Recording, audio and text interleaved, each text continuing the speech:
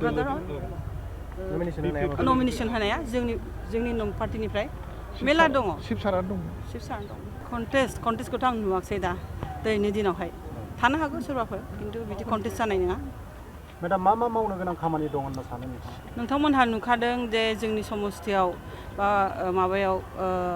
अल over आसामखौनो होनजायो जेनेबा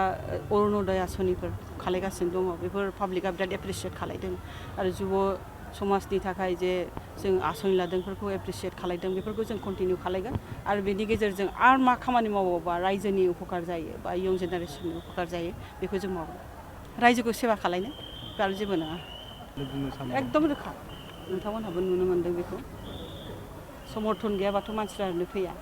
आरो स्वतस्फुर्त भाबै बिथांमोनहा फैदों आशीर्बाद होदों बेहायल' नङा आं जेराव मिटिं खालायदों जेराव बिसोरखौ लोगो हमनो थांदों आंनि साननायनिफ्राय बांसिन आंखौ समर्थन खालायदों हिन्जाव हिसाबै जानो हागौ आरो अननाय रायजोनि आरो इसोरनि कृपा बेखौ जोंनि स्टेरिं कमिटिया डिसाइड खालायो आं डिसाइड खालाया